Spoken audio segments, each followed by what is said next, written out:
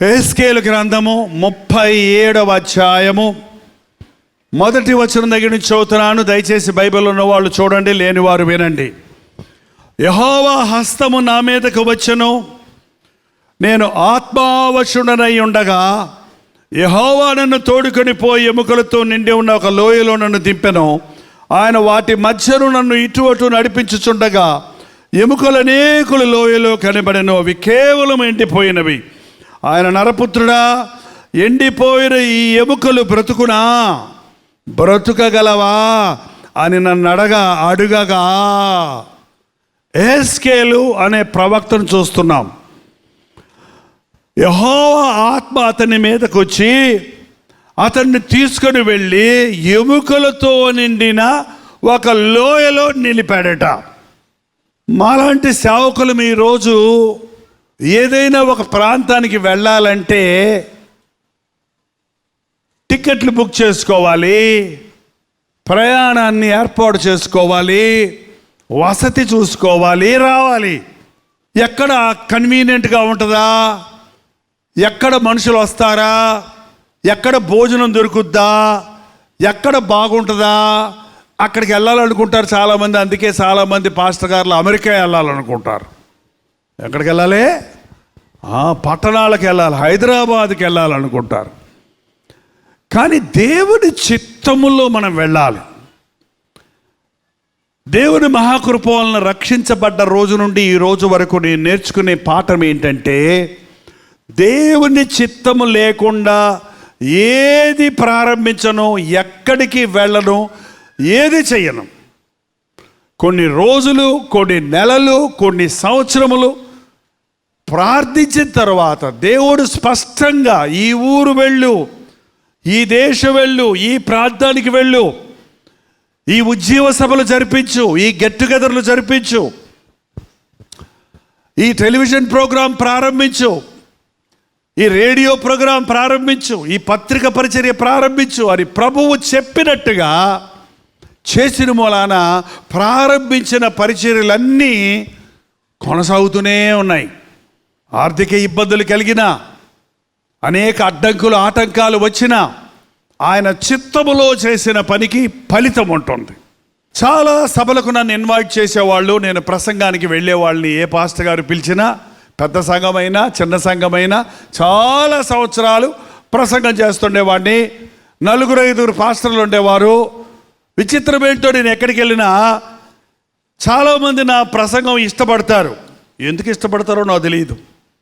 ఎందుకంట నేను మీ గురించి మాట్లాడతాను, ఆకాశంలో ఉన్న నక్షత్రాల గురించి మాట్లాడను, అప్పుడెప్పుడో ఏదో జరిగిన సంభవాలు మాట్లాడను. నేను దేవుడు నా హృదయంలో పెట్టిన భారాన్ని మీరు అనేకులు మీ సమస్యలు నాకు చెబుతుంటే, మీ ప్రార్థనా భారాలు మాకు రాస్తుంటే, మా కోసం ప్రార్థన చేయండి, మీ మనసు విప్పి మీ బాధలు, శ్రమలు, శోధనలు చెప్తుంటే, వాటికి జవాబులు నా దగ్గర లేక అవన్నీ ప్రభువు ముందు పెట్టి ప్రార్థన చేస్తుంటే, ప్రభు ఇలా తాగుబోతులు ఉన్నారంట, కుటుంబాల్లో దెయ్యాల చేత పీడించబడుతున్నారు అన్నారట, ఆర్థిక ఇబ్బందుల్లో ఉన్నారట, భార్యాభర్తల మీద అలజడులు గొడవలు ఉన్నాయట, పిల్లలు అవిధేయులు అయిపోతున్నారట. ఇలాంటి సమస్యలకు పరిష్కారాలు ఏంటయ్యా అని అడిగితే ఆయన వాక్యంలో నుండి ఎలాగూ అలాంటి విషయాల్లో విడుదల పొందాలో నేర్పిస్తాడో, ఆ నేర్పించిన విషయాలే ప్రసంగాల్లో ప్రసంగిస్తాను నేను. కాబట్టి ఏం చేసేవారు, ఏ ఊరు వెళ్ళినా అయ్యగారి ప్రసంగం ఉందని నా ఫోటో వేసేవాళ్ళు, నాకు ప్రసంగం ఇచ్చేవాళ్ళు కాదు. ఆ ఏర్పాటు చేసిన పాస్టర్ గారికి జనం కావాలి కాబట్టి నా ముఖం పెట్టి అందరినీ రప్పించి, మరి అందరూ మాట్లాడిన తర్వాత అయ్యగారు చివరిలో చేస్తారు అంటే పాపం ఓపిక కూర్చునేవాళ్ళు జనం. 12 గంటలకు నాకు ప్రసంగం ఇచ్చేవాళ్ళు. నేను ప్రసంగం చేయాలా, నిద్రపోయేవాళ్ళని లేపాలా? అప్పటికే 4 ప్రసంగాలు అలసిపోయిన వాళ్ళని జోగొట్టాలా, లేకపోతే నవ్వించాలా, కబుర్లు చెప్పాలా, లేకపోతే సీరియస్గా వాక్యం చెప్పడం కుదురుద్దా? ఏంటి ప్రభు, ఎక్కడికి వెళ్ళినా ఇలా అయిపోతుంది నా పరిస్థితి అంటే, ప్రభు అన్నాడు, నువ్వే ప్రారంభించు ఉజ్జీవ సభలో. అసలు క్రైస్తవ సభ అంటే ఎట్లా ఉండాలి? ఒకరినొకరు పొగుడుకోవటం కాదు, సభలో 100 చైర్లు వేసి వచ్చిన వాళ్ళందరినీ కూర్చోబెడతాం కాదు, లోకస్తుల్ని, లోక కార్యాలు, లోకస్తులందరినీ స్టేజ్ మీదకి ఎక్కించడం కాదు. దేవుని నేనుండాలి మీ మధ్య, నేను కనబడాలి అక్కడ. నా సన్నిధి చూపించు, ఖచ్చితమైన వాక్యాన్ని బోధించు, పాటలతో స్తుతి ఆరాధన జరిపించు, మోకాళ్ళలోని ప్రార్థన చేయటం నేర్పించు. విశ్వాసులు క్రైస్తవులు మోకరించడం మానేస్తున్నారండి. అందుకే అప్పటి నుంచి ఇప్పటిదాకా సోఫాలో కూర్చున్న వాళ్ళు కిందకి దిగాల్సిందే, మోకాళ్ళ మీద పడి ప్రార్థన చెయ్యాల్సిందే. సభలలో ఇసుకలో వేల మంది కూర్చున్నా కూడా అందరూ మోకరించమంటే మోకరించేవారు. కాబట్టి ఖచ్చితంగా సేవ చేయమంటే ఉద్యోగ సేవలు. ప్రభు మొట్టమొదటి సేవ ఎక్కడ పెట్టమంటావు అంటే గుంటూరులో పెట్టమన్నాడండి. గుంటా గ్రౌండ్లో వచ్చి మేము అంత పెద్ద గ్రౌండా, ఇంతమంది జనం ఎట్లా వస్తారు ఇక్కడ అని ముందు రోజు రాత్రి వచ్చి మేము ఆ అరేంజ్మెంట్స్ చేసి ఆశ్చర్యపడ్డాను. ఇంత పెద్ద కాంపౌండ్లో పెడితే ఎలాగా, మనకు 200 మంది 300 మంది వస్తారేమో, ఒక 1000 మంది వస్తారేమో మహా వస్తే, అంతా ఖాళీగా ఉంటుందని నేను అనుకుంటే మొదటి రోజుకే గ్రౌండ్ నిండిపోయింది. ఎందుకు? దేవుడు చెప్పాడు కనుక. ఎట్లా వచ్చారు జనం అంటే, నేను ఆకర్షించండి ఎవరు నా యొద్దకు రారు. ఈ రాత్రి ఇక్కడ ఉన్న వారందరినీ ప్రభువు ఆకర్షించాడు. ఆయన మిమ్మల్ని ఏర్పరచుకున్నాడు. మీ బాధ ఏదో, మీ సమస్య ఏదో, మీ అక్కరేదో ఎరిగిన ప్రభువు ఈ రాత్రి ఇక్కడికి మిమ్మల్ని తెచ్చి మిమ్మల్ని విడిపించాలని, మీకు సహాయం చేయాలని ఆశిస్తూ ఉన్నాడు. అందుకే ఈ రాత్రి ఇక్కడికి వచ్చాం. ఇన్ని ఊర్లుంటే మళ్ళీ గుంటూరే వస్తున్నాం ఏంటని నాకు అర్థం కాదు. కానీ యెహోవా హస్తం యెహెజ్కేలుని తీసుకొచ్చి గుంటూరులో దింపెను. ఏంటంటే ఎక్కడ దింపింది? కనీసం నేను ఇక్కడ దిగి వచ్చిన వెంటనే మీరందరూ కళకళలాడుతూ చక్కగా సోఫాల్లో కూర్చున్నాడు. కానీ యెహెజ్కేలు ఆయన దిగిన స్థలం చూసి చుట్టూ చూస్తే ఏమున్నారంట అక్కడ? ఎవరున్నారంట? మనుషులు కాదు, ఎండిపోయిన ఎముకలు ఉన్నాయంట. ఎండిపోయిన ఎముకలు ఎవరికి ఉంటాయండి? నిన్న చచ్చినోడికి మొన్న చచ్చినోడికి సెంటాసన వస్తుంటుంది. 3వ రోజుకు బదలపడద్ది కుళ్ళు గబ్బు. అందుకే పెట్లో పెట్టేస్తారు, అసలు మేకులు కొట్టేస్తారు. ఏంటండి, ఇక 10-15 రోజుల తర్వాత తీస్తే కుళ్ళిపోయి ఉంటుంది శరీరం అంతా. ఒక నెల 2 నెలల తర్వాత చూస్తే ఎముకలు గూడు మిగిలి ఉంటుంది. కానీ ఎముకలు కూడా ఎండిపోయాయి అంటే, అందులో ఉన్న మూలుగు కూడా ఎండిపోయిందంటే ఎప్పటి అన్నమాట? అవి కొన్ని సంవత్సరాల క్రితమైనవి. ఆ ఎండిపోయిన ఎముకల లోయలో దింపి ప్రభు తన ప్రవక్తను ఒక మాట అన్నాడట, ఈ ఎండిపోయిన ఎముకలు బ్రతకగలవా? బ్రతుకుతాయా? నేను చిన్నప్పటి నుంచే చుట్ట తాగుతున్నానండి, ఇప్పుడు ఇది పోద్దా? నేను సారాయి తాగి అది లేకపోతే ఒక్క క్షణం ఉండలేని పరిస్థితికి వచ్చానండి. 30 ఏళ్ళ నుంచి 40 ఏళ్ళ నుంచి నేను సారాయి తాగుతున్నాను. ఇప్పుడు నేను మానగలనా?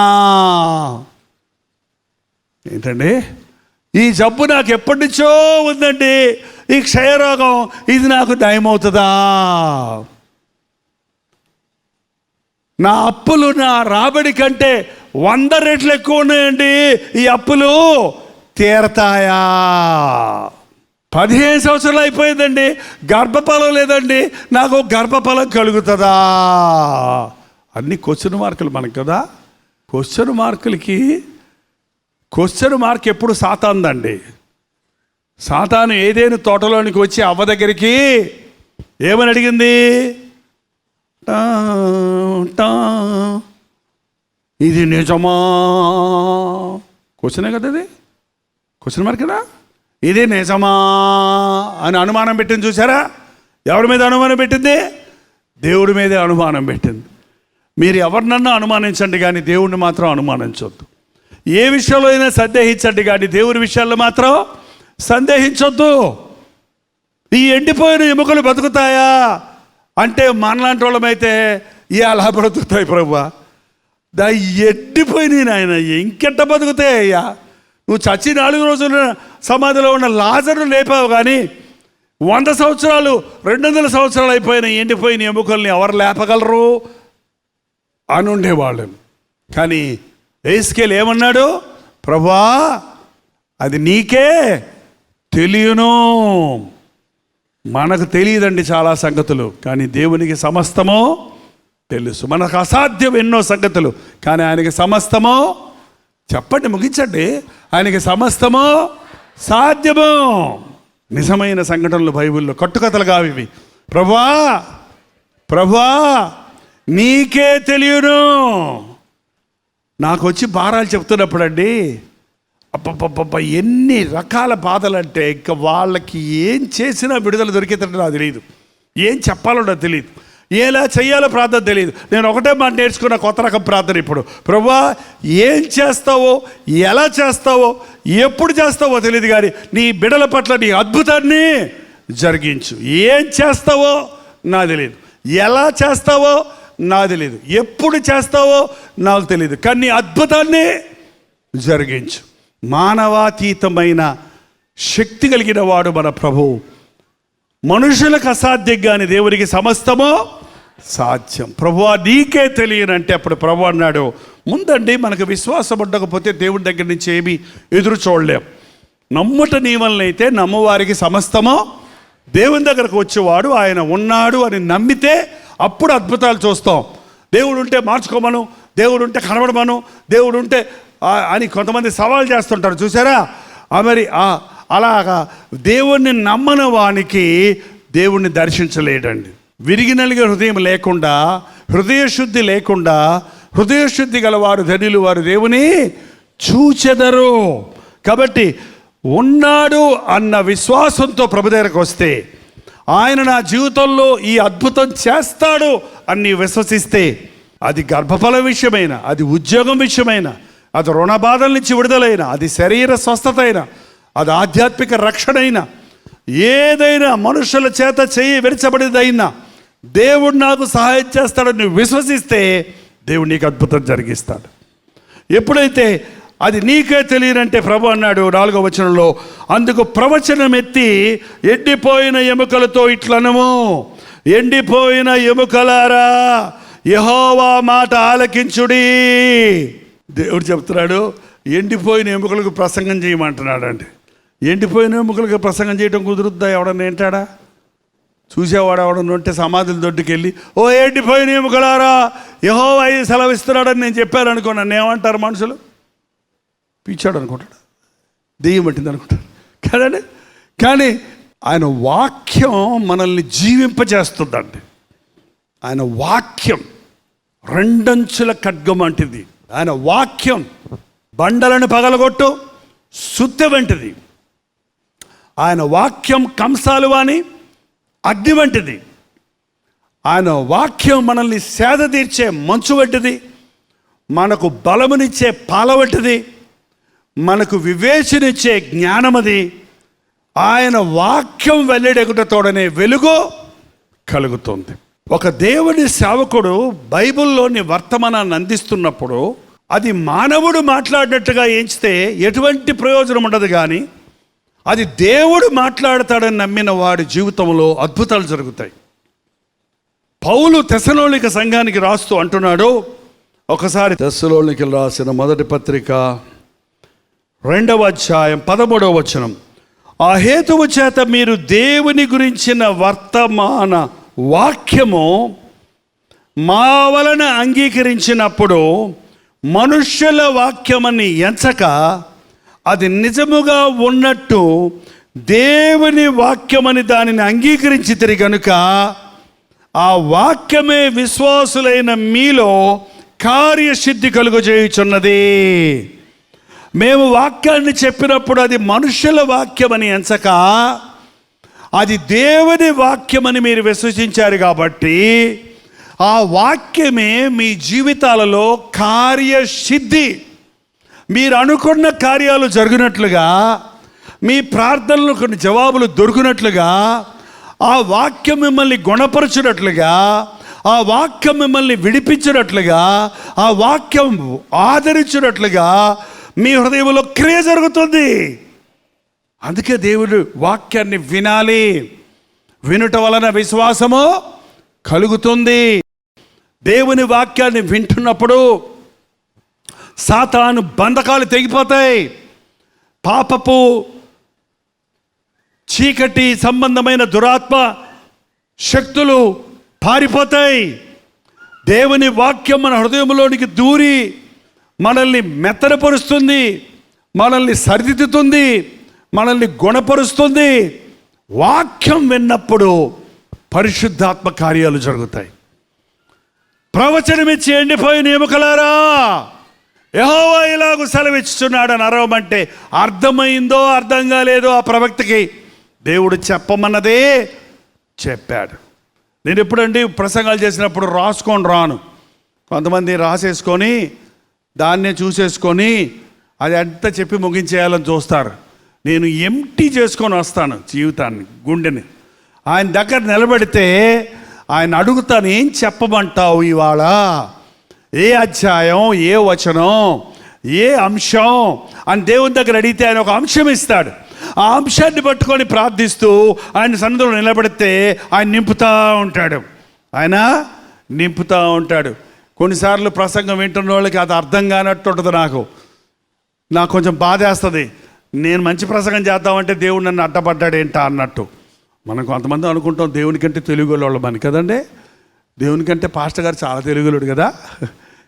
అయ్యయ్యో, వెండి నాది, బంగారము నాది, భూమి దాని సంపూర్ణత నాది. నేను సమీపం నుండి చూసి దేవుడనేనా, దూరం నుండి చూసి దేవుడనో కాన నాకు కనబడకుండా రహస్య స్థలముల్లో కనబడగలిగిన వాడు ఎవడైనా గలడా? దేవునికి అన్నీ తెలుసండి, మనకి అన్నీ తెలియదు. మనుషుడికి కొంత మట్టుకే తెలుసు. రేపేమవుద్దో నీకు తెలుసా? రేపేం జరుగుద్దో నీకు తెలుసా?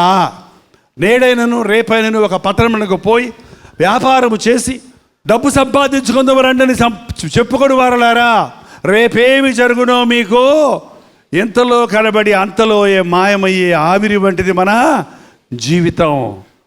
కోడిగుడ్డు కబక్కను నీ చేతిలో నుంచి కింద పడిపోయిందండి, ఏమవుద్ది?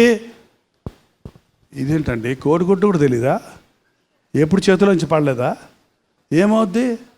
పగిలిపోద్ది. అయ్యయ్యో సారీ అంటే మళ్ళీ అంతా అతుక్కుపోద్దా? అతుక్కుంటుందా? ఇంకా అంతే పాపం కదండి. మనకు పెద్ద కోడిగుడ్డు ఉంది ఇక్కడ. ఏం గుడ్డు? తలకాయ. హెల్మెట్ పెట్టుకోమంటారు అందుకే. ఈ తలకు దెబ్బ తగిలిందంటే, ఒక రబ్బరు టైర్ ఎక్కిందంటే, లారీ టైరు, ఎంఏ చదివిన బుర్రైనా, ఎమ్మెల్యే గారి బుర్రైనా, ప్రపంచాలేలే రాజు బుర్రైనా, ఎంత గొప్ప మేధావైనా, ఎంత గొప్ప ధనవంతుడైనా, ఒకవేళ ఎంత గొప్ప పాస్టర్ అయినా, ఆ బుర్ర మీదకి రబ్బర్ టైరు ఎక్కిందంటే ఏమవుదో? చితికిపోతుంది. ఇందులో నుంచి ఎర్ర సొన తెల్ల సొన వస్తుంది. కోడిగుడ్లో పచ్చ సొన తెల్ల సొన వస్తే ఈ బుర్రలో నుంచి ఏమొస్తుంది? అంతే.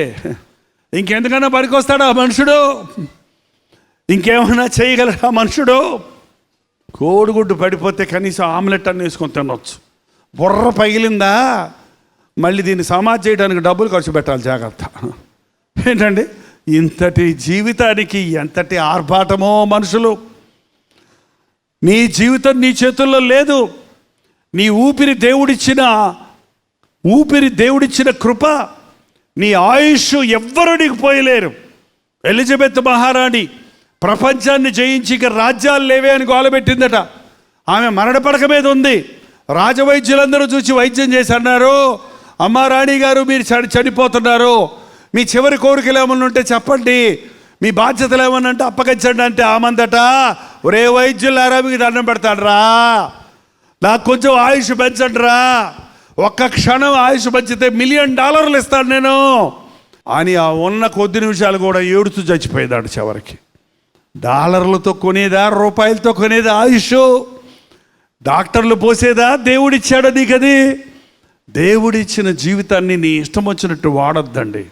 దేవుడిచ్చిన జీవితం దేవుని చేతులకు అప్పగించాలి. మనం మన్నైనది వెనుకటి వల్లే మంటికి చేరుతుంది, ఆత్మదాన్ని దయచేసిన దేవుని యొద్దకు వెళుతుంది. ఈ దేహంతో జరిగించిన వాడు అన్నిటి కొరకు, అవి మంచివైనా సరే చెడ్డవైనా సరే, మనం దేవునికి లెక్క అప్పచెప్పాలి. లేచి నిలబడండి.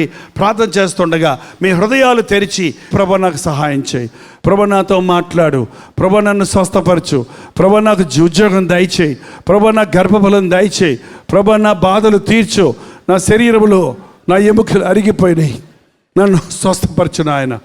అడగండి దేవుణ్ణి, నన్ను అడుగు. మనుషుల్ని అడుక్కున్నావు ఎంతకాలం, నన్ను అడుగు నేను ఇస్తా, నీకేది కావాలన్నా ఇస్తానంటున్నాడు ప్రభువు.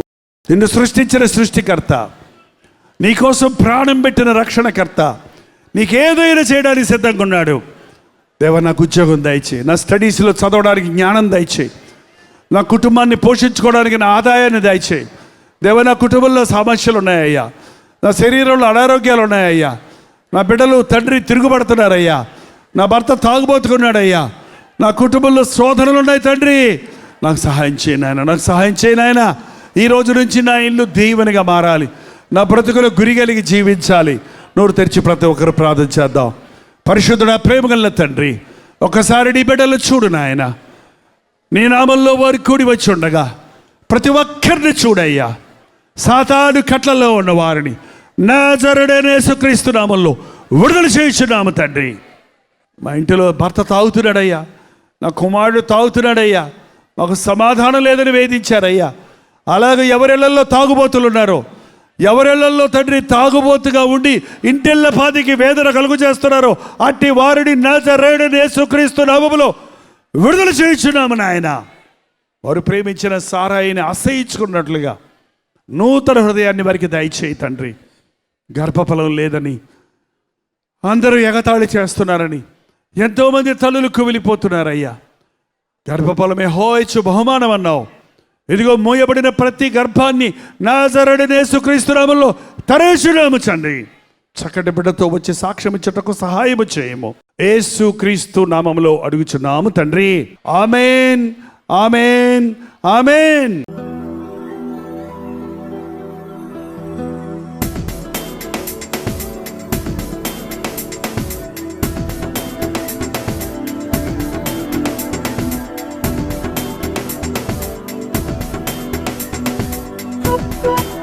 Thank you.